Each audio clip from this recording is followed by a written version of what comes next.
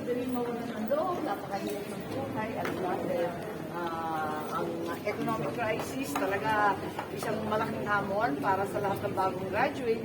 Pero ang sinasabi ko lang, kung kami yung halimbawa, ang pamilya ko, talagang dapat huwag kang mawawala ng pag-asa.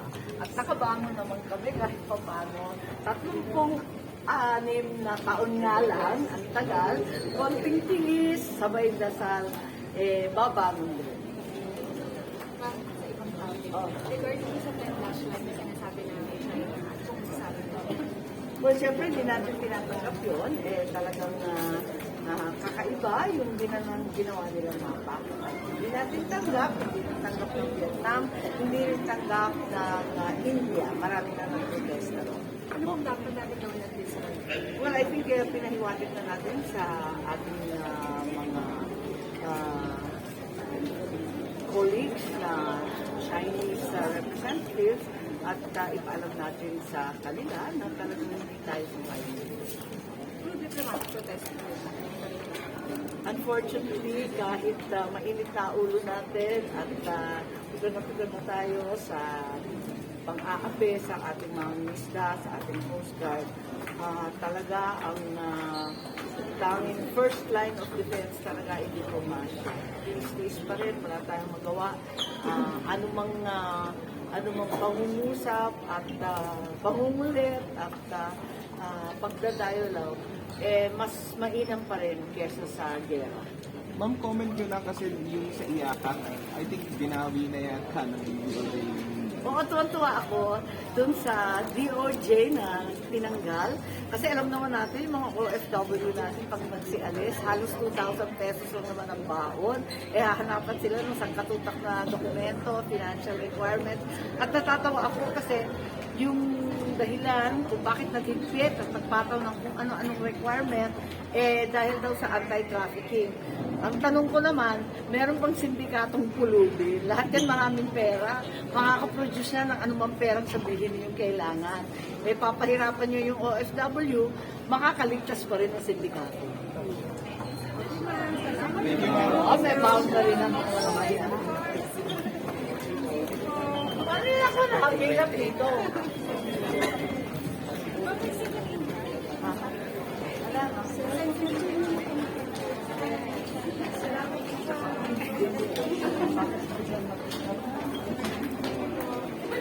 Friday, walang board.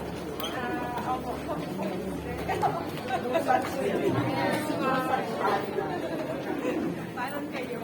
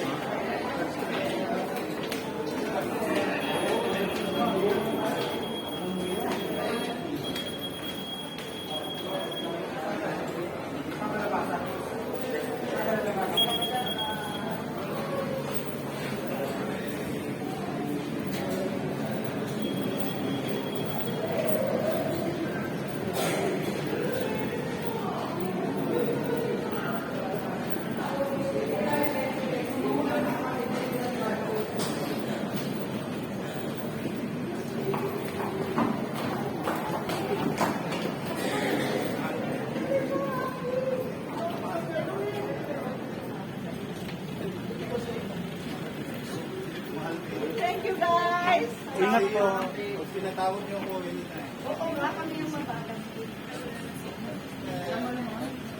Dapat pala, ikaw na lang yung last na tinawagan. First pala.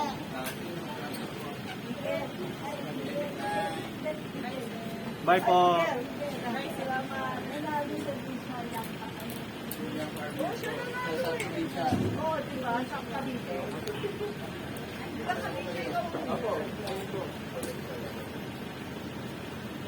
Okay,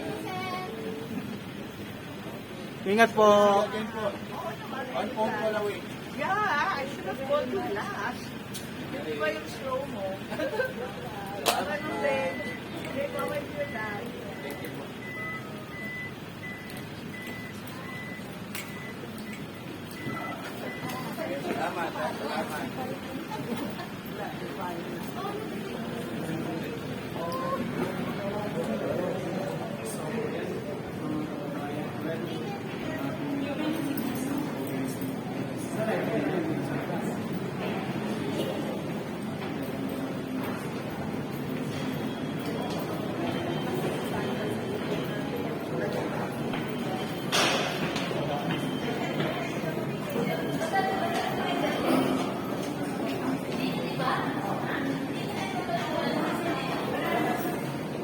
Dati mo ako dyan, kukunin ko lang yung bag ko doon, ha. Kukunin ko lang yung bag ko doon. Okay.